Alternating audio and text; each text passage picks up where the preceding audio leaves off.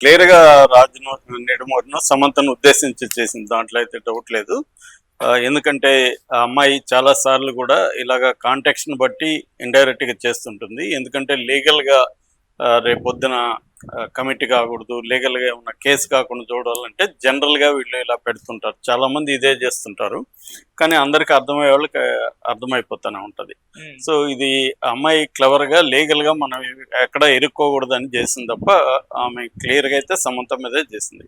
నిన్న సమంత, రాజ్ నెడుమోరు ఇద్దరు గూడా ఇద్దరికీ రెండో పెళ్లి. ఇద్దరు మన సద్గురు ఆశ్రమం ఈసా ఫౌండేషన్ కోయంబత్తూరు అక్కడ లింగ భైరవి ఆలయంలో భూత శుద్ధి వివాహం అంటారు దాన్ని.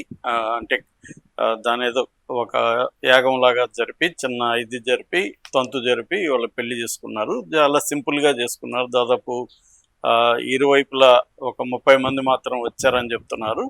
సో లో ప్రొఫైల్ మ్యారేజ్ అంటారు దీన్ని. ఎందుకంటే ఫస్ట్ ఇద్దరికి కూడా మ్యారేజ్ అయింది కాబట్టి దీన్ని సింపుల్గా చేసుకుందాం అనేది వాళ్ళు డిసైడ్ అయ్యారు. యాక్చువల్గా వాళ్ళిద్దరు ఎప్పుడు డేటింగ్లో ఉన్నారు. సో ఈ కాంటెక్స్ట్లో ఇప్పుడు పూనం కౌర్ ట్వీట్ అనేది విపరీతంగా వైరల్ అవుతుంది. దీంట్లో కొంతమంది సమంతకి యాంటీగా, కొంతమంది సమంతకు ప్రోగా నెటిజన్స్ కూడా చీలిపోయినట్టే కనబడుతుంది. సో దీన్ని ఎలా అర్థం చేసుకోవాలి? సమంత తప్పు దీంట్లో ఏముంది? ఈ విషయాల గురించి మాట్లాడదాం. సో ముందుగా పూనం ట్వీట్ చేసిన ట్వీట్ ఏంటంటే, broke A home to create your own sad అని పెట్టింది. అంటే నువ్వు ఒక కొత్త ఇల్లు నిర్మించుకోవడానికి వేరే ఇంటిని కూల్చావు. వేరే మామూలుగా కొంపలు కూలుస్తారు అంటారు కదా, అలాగా వేరే కొంప కూల్చి నీ కొంప నిర్మించుకున్నావు అనేది ఆమె చెప్పింది.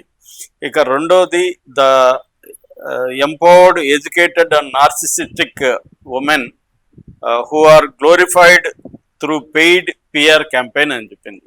అంటే ఫస్ట్ ఏమో సమంత తన కొత్తగా ఇల్లు నిర్మించుకోవడం కోసం వేరే ఇల్లు కూల్చింది. అంటే రాజ్య నెడుమోరు ఆయన ముందు భార్య శ్యామిలీ డే వాళ్ళిద్దరి ఇంటిని కూల్చింది, వాళ్ళిద్దరి కాపురాన్ని కూల్చింది ఈ అమ్మాయి అనేది సెన్స్.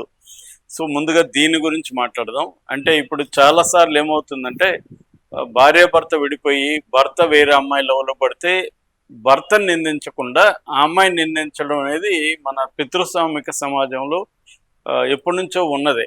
ముఖ్యంగా సింగిల్ ఉమెన్ ఇప్పుడు నేరస్తురాల్లాగా వాళ్ళని చూస్తా, వాళ్ళు కాపురాలను కూల్చే వాళ్ళలాగా చిత్రీకరిస్తారు. మన సాహిత్యంలో ఉంది, సినిమాల్లో కూడా సింగిల్ ఉమెన్ లవ్లో పడితే భర్తని ఎవరు అనరు, భార్యనే అంటారు. ఈవెన్ ప్రియురాలని అంటారు.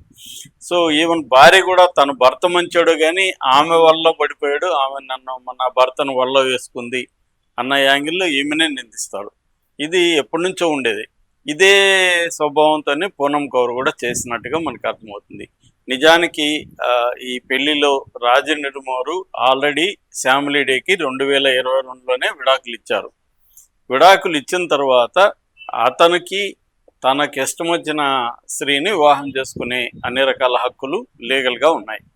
అట్లాగే ఈమె కూడా 2021లో నాగ చైతన్యకి విడాకులు ఇచ్చేసింది. సో ఇద్దరు కూడా ఇప్పుడు అడల్ట్స్, వాళ్ళిద్దరూ ఎటువంటి లీగల్గా అబైడ్ అయి లేరు. సో వాళ్ళిద్దరూ నచ్చిన వ్యక్తుల్ని పెళ్లి చేసుకుని ఉండే హక్కు వాళ్ళకు ఉంది. సో కానీ ఇక్కడ ఏమవుతుందంటే, రాజ నెడుమోరిని ఇక్కడ నిందించకుండా ఈమెనే నిందించడంలో అర్థం ఏంటంటే, ఇది ఎప్పటి నుంచో వస్తున్న సంప్రదాయం ఇండియాలో. అంటే మగవాళ్ళని కాకుండా స్త్రీలని నిందించడం, స్త్రీలే వల్ల వేసుకున్నారని చెప్పడం అనేది అదే సంప్రదాయాన్ని ఈమె కూడా కంటిన్యూ చేసింది. ఇక రెండవది అయితే ఇంకా తీవ్రమైన కామెంట్లు చేసింది ఆమె. ఈమెని నిందించింది ఎంపవర్డ్ అండ్ ఎడ్యుకేటెడ్ నార్సిసిస్టిక్ అంటే తనకి మాత్రమే ఇంపార్టెన్స్ ఇచ్చి తను గ్రేట్ అని ఫీల్ అయ్యే వాళ్ళని నార్సిసిజం అంటారు. వీళ్ళు ఇతరులని ఇబ్బంది కూడా పెడతారు, డామినేట్ చేస్తారు, అలాంటి క్యారెక్టర్ ఉండేదాన్ని నార్సిసిజం అంటారు. సో అలాంటి ఉమెన్ అని చెప్పింది ఎవరిని, సమంతాని. రెండోది ఏంటంటే ఇంకొక ట్వీట్ కూడా చేసింది, money can buy week and desperate man అని. అంటే ఇక్కడ రాజనెడుమూరిని కూడా నిందించింది ఇండైరెక్ట్ గా. అంటే వాడు వీక్ అండ్ డెస్పరేట్ గా అయ్యి వాడిని సమంత డబ్బుతో కొనింది.